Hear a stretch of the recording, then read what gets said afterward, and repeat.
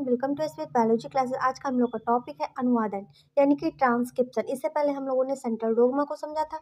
अगर आपने वो वीडियो नहीं देखी है तो चैनल पे वीडियो पड़ी है, आप वहां से जा करके देख सकते हैं। तो अनुवादन को समझते हैं। अनुवादन को इंग्लिश में हम लोग कहते हैं ट्रांसक्रिप्शन। क्या कहा जाता है अनुवादन को इंग्लिश में? तो ट्रांसक्रिप्शन कहा जाता है। तो आइए अनुवादन को समझते हैं। उससे पहले अगर आपने चैनल को सब्सक्राइब नहीं किया, चैनल को सब्सक्राइब करें, बेल आइकन को प्रेस करना बिल्कुल भी ना भूलें। पीडीएफ नोट्स के लिए टेलीग्राम को ज्वाइन कर सकते हैं और हमें आप इंस्टाग्राम पर फॉलो कर सकते हैं और फेसबुक पर भी फॉलो कर सकते हैं। तो आइए क्लास शुरू करते हैं। देखिए, डीएनए से पॉलीपेप्टाइड श्रृंखला तक सूचना के वाहक का कार्य कौन करता है? आरएनए करता है। जैसे हमने देखा था डीएनए में, ठीक है, सेंट्रल डोग्मा में देखा था डीएनए से जो होता है एमआरएनए में जाता है, एमआरएनए से कहाँ जाता है? प्रोटीन में जाता है। तो यही श्रृंखला जो मतलब यही जो क्रिया निरंतर जो चलती रहती है, इसी को हम लोग सेंट्रल डोग्मा कह रहे थे उसमें, ठीक है। तो अब इसमें क्या है, देखिए आरएनए जो होता है वो दूत यानी वाहक का कार्य करता है, ठीक है। तो आरएनए को इसी वजह से देखो, आरएनए को कहते हैं मैसेंजर आरएनए, ठीक है। मैसेंजर आरएनए की एमआरएनए को ही कहते हैं मैसेंजर आरएनए, मतलब संदेश पहुंचाने वाला आरएनए, ठीक है, कहते हैं। इसका निर्माण जो होता है डीएनए की एक श्रृंखला से इस प्रकार होता है जैसे कि डीएनए की एक श्रृंखला से नई श्रृंखला का क्या होता है? निर्माण होता है। जैसे आपको पता है डीएनए की एक श्रृंखला से क्या होता है? नई श्रृंखला बनती है, ठीक है, नई श्रृंखला बनती है। जनक डीएनए की एक श्रृंखला, ठीक है, जनक यानी कि जो माता पिता के डीएनए की होती है वो एक श्रृंखला सांचे की तरह क्या करती है? कार्य करती है। जैसे सांचा नहीं होता है, सांचे जैसे मतलब जो ईंटा बनाने में सांचा का प्रयोग होता है, उसी तरह का जो मम्मी पापा की जो माँ बाप की जो सांचे की जो श्रृंखला होती है डीएनए की, वही क्या करती है? सांचे का कार्य करती है, ठीक, सांचे का कार्य करती है। और इस प्रकार आने की श्रृंखला का निर्माण होता है। इस चरण को क्या कहते हैं? अनुलेखन कहते हैं, ठीक। यही प्रक्रिया जो होती है या अनुलेखन यानी कि देखो यही प्रक्रिया क्या कहलाती है? अनुलेखन कहलाती है। यह प्रक्रिया एक एंजाइम आरएनए पॉलीमरेज द्वारा उत्प्रेरित होती है। अतः डीएनए श्रृंखला में विद्यमान क्षारकों के अनुक्रम के आधार पर ही क्या होता है?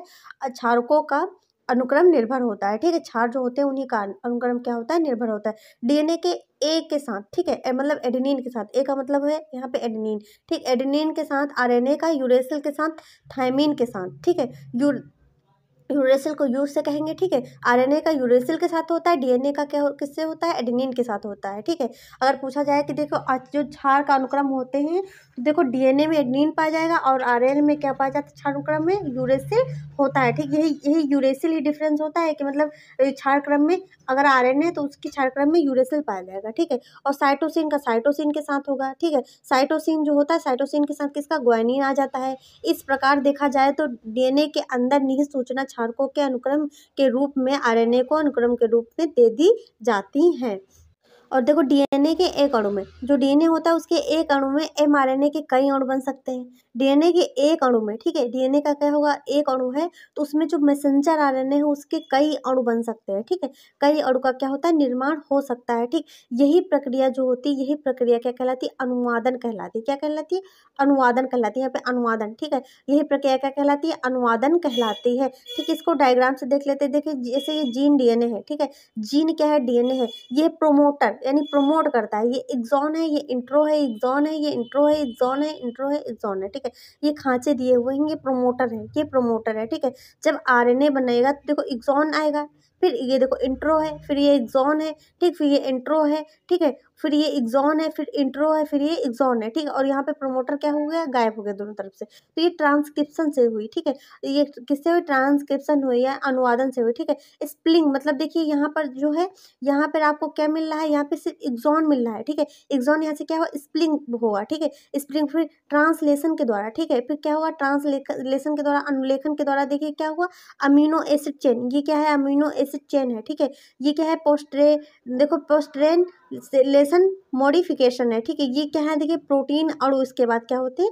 बनते हैं। तो ये डीएनए की प्रोसेस आपको समझ में आ गई होगी। ये हम लोग का टॉपिक जो है अनुवादन जो है, हम लोग का टॉपिक जो है ये कंप्लीट हो गया। अगर आपको क्लास अच्छी लगी तो मेरे चैनल को लाइक शेयर एंड सब्सक्राइब करें। Thanks for watching.